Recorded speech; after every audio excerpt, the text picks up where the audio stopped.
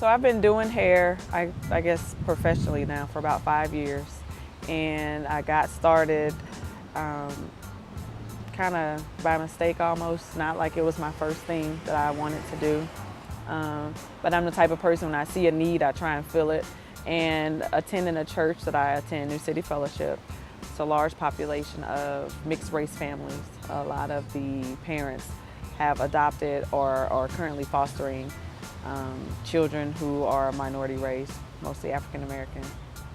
And being at the church for such a long time, a lot of the families kind of saw me as someone that was very vocal about many issues, especially dealing with interracial relations. I started attending the church as a teenager. So I was like 12, 13. And so now that I'm an adult, there are lots of families that I know very well to where I feel like I'm comfortable enough with them, even though they're white, I'm black, where I can say, little Susie's hair is kind of looking a mess. She got braids sticking out here. It doesn't look like it's been shampooed in a long time. What's going on? Let's figure this out. So in that family, know that I'm always going to come to them in love. I can be edgy with words because I'm just that type of person, but they know that it's always in love. And so just being able to walk alongside a family and say, this is an important issue. I know sometimes you feel like I got up this morning because you're white, you washed your hair and you put your clothes and everything on and you're good to go. But your daughter, the little black girl, she can't just wash it and go. She just can't do it. That's just not what our hair does. So being able to let people know these are some things you can do with the hair so that Susie is confident when she walks out the door just like you are. Those things are important. And so the families would come to me for advice. And so that's kind of how I got started with doing the hair. I had a particular hairstyle in my hair that a lady liked, and she said, oh, can my daughter do that? And she was white and the daughter's black, and I was like, yeah. And so she was like, can you do it? Yeah, I can. But long story short, I went and did the official training, and now I'm able to do her hair. I've done her hair and have been doing her hair for 5 years, so that was kind of how I got started.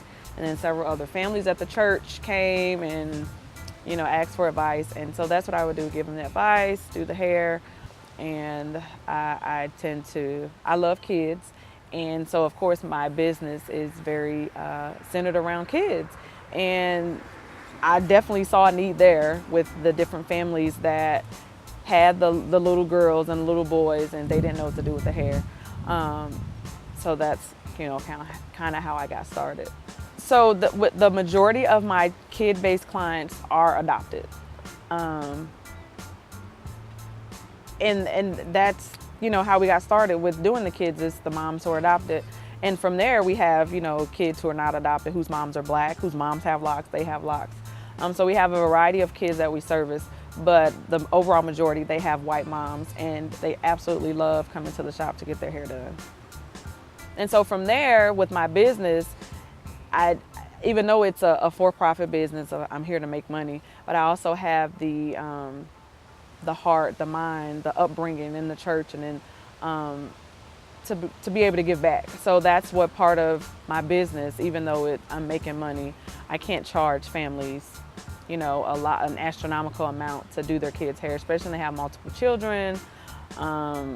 Just not a lot of wealthy families that I know of. I'm not wealthy, and so just not charging a lot. That's a way that I'm able to help some families be able to afford the hair services.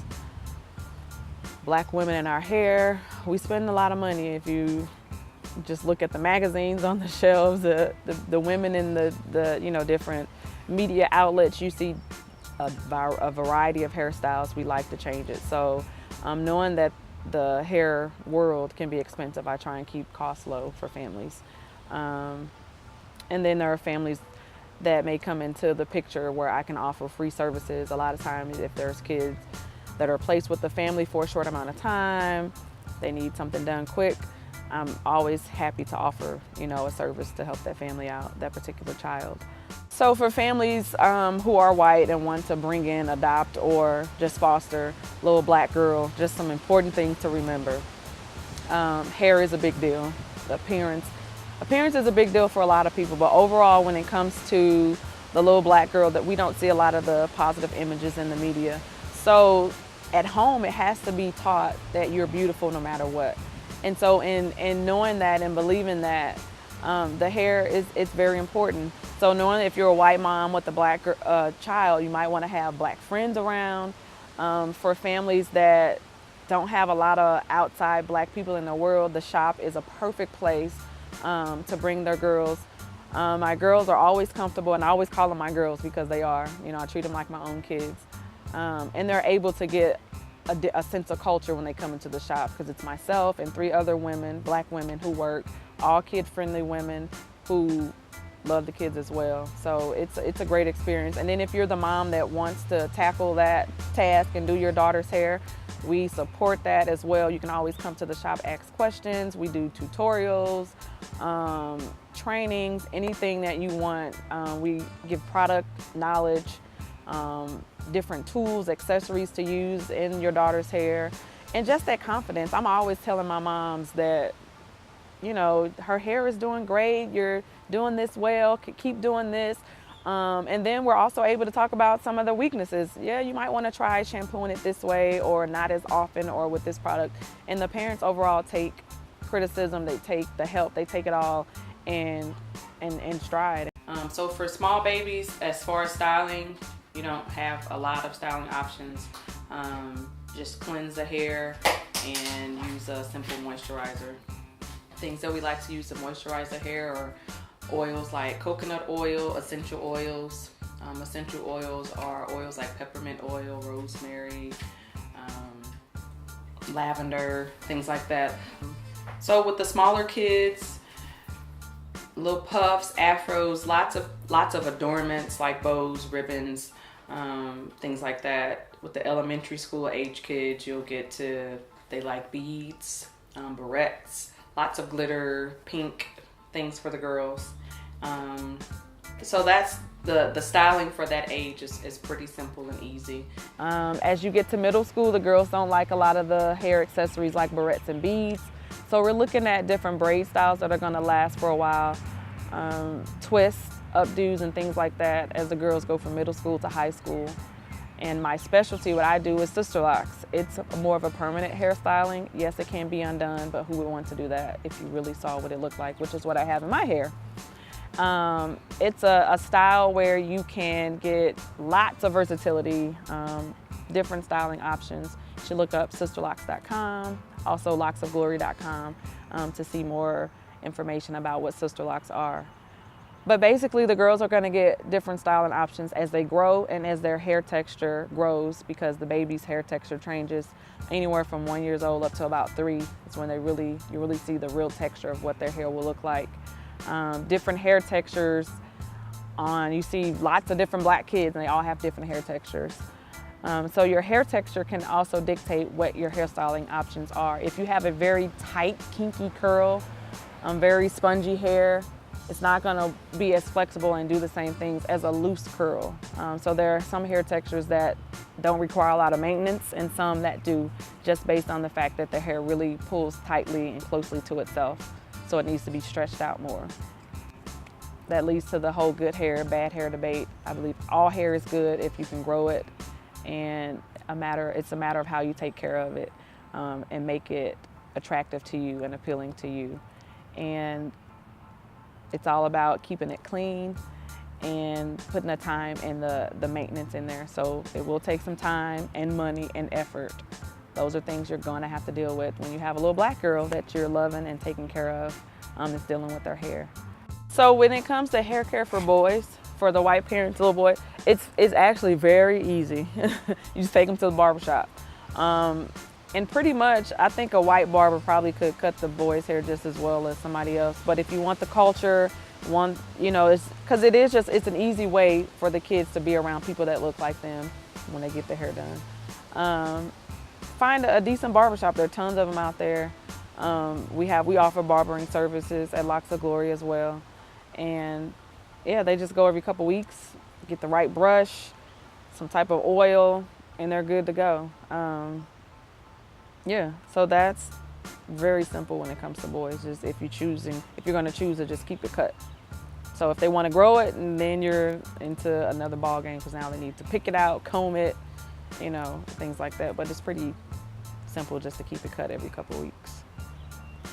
For the boys, you're gonna just keep some oil, like I said, jojoba oil, shea butter, the same things that you wanna put on their skins to keep it moisturized. You really can't put in their hair because it should be something that's natural and not gonna do anything crazy to their hair that it wouldn't do to their skin.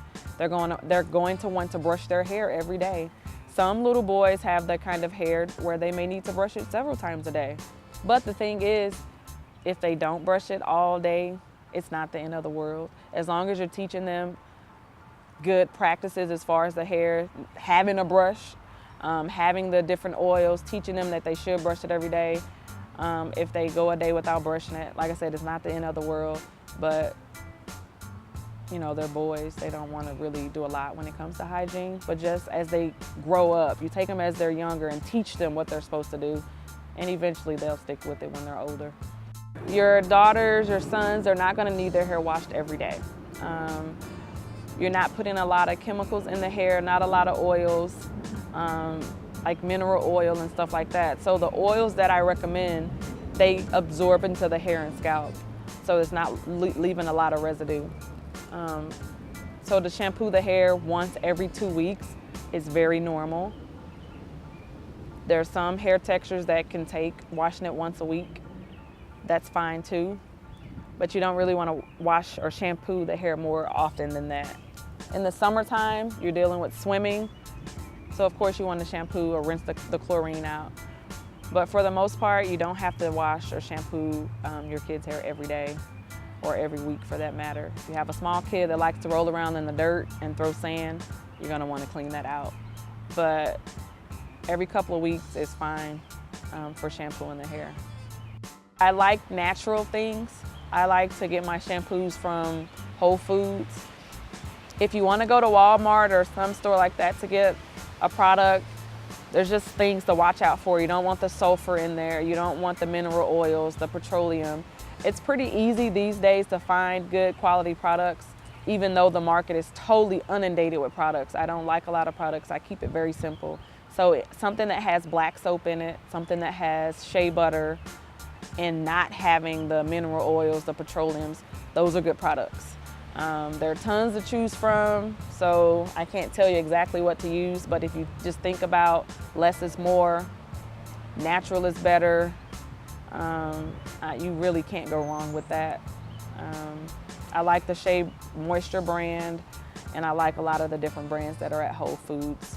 But when it comes to minority hairstyling and hair combing, the whole natural versus relaxed debate comes up.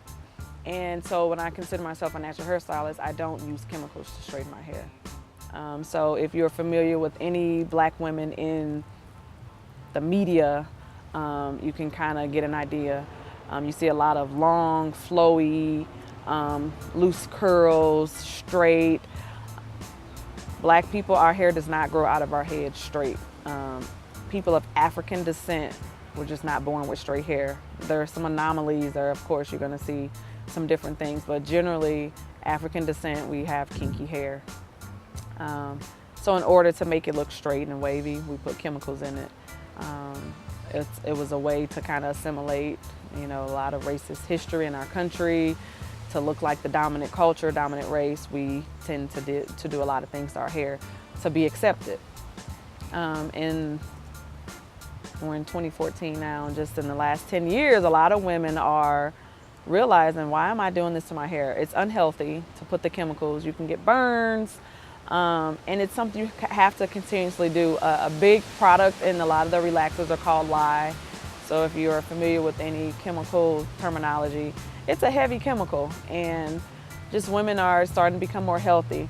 And why should I straighten my hair to look like a different culture? Why not just love the hair that I have and do different things with that hair to enhance it and look different if that's what you desire? So a lot of women are doing that. That's what I support. That's what I do. If you're a mom and you adopt a girl, let's say she already has a relaxer and she comes to you and she is not interested in going without a relaxer, that's okay. I've known moms who say they're just gonna make them stop using a relaxer, and I think that's great. But if you get a teenage girl, she's 16, 17, she has a relaxer, it's probably not the wisest thing if she's not for stopping the relaxer. You don't want to just force it on her. I can recommend shops and other stylists who would apply the relaxer correctly. You can apply it incorrectly. A lot of people do when you're doing it at home. So I would just suggest going to a professional, go to a shop and have them apply it. And I'm gonna say even at some shops you can get some chemical burns or whatnot. So I strongly am not for relaxers because it's a harsh chemical. There's other things you can do to the hair if you desire a straight look. So such as flat ironing. I don't flat iron. A couple other girls at my shop do. And then I know another shop where she specializes in kids and heat straightening the hair. You can straighten the hair with heat. It can be damaging as well, but you're not going to damage the skin. You're not putting some kind of caustic chemical on your actual skin when you do heat straightening. So I would prefer that versus a relaxer. So as a white parent with a little black girl or boy, to take them to a barbershop or a salon, it could be kind of daunting.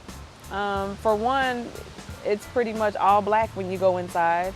There are some shops out there that will have a mixture. There's very few. So it's going to be a different feel. I mean, you want to make sure you want to make sure that you're comfortable at that place if you're going to take your child there for a service, no matter what the area is. So you can have a nice, wholesome type of shop in West County. You can have one in the city. It's just you have to get a feel as a parent about where you're going to take your kid for a service. There is a tool called the Black Pages. You can find black-owned businesses, hair shops, and stuff like that. But basically, word of mouth. Talk to your resources that are out there for foster and adoption. I know One Heart Family Ministry is a great resource for families just to know about some of those other things to get into. And I'm pretty sure your other organizations should have some things that they've packed together to be able to give you as a family. I would not suggest to just drive by a place and drop in. Definitely do word of mouth, especially knowing that, you know, you're not familiar with that particular shop, that culture, and it's for your kid. So it's different when you're just kind of dropping in for something for yourself, but when it's for your kids, you want to make sure word of mouth goes a long way. So there are lots of things like on Facebook for natural hair, different blogs that you can find to get information. YouTube is a great resource, but it can also help you mess up some stuff. So the first rule of thumb is to seek a professional. When you're sick, your body's hurting, you go to a doctor. So the same thing, if you get a child and you're just not sure what to do with the hair, seek out a professional. But not all professional opinion is great. So sometimes you have to get a second opinion, but word of mouth goes a long way. Ask to see their work, their references, and things like that. Because like I said, it's your kid, you're loving that kid, and you want to make sure that they're getting the best that there is to get.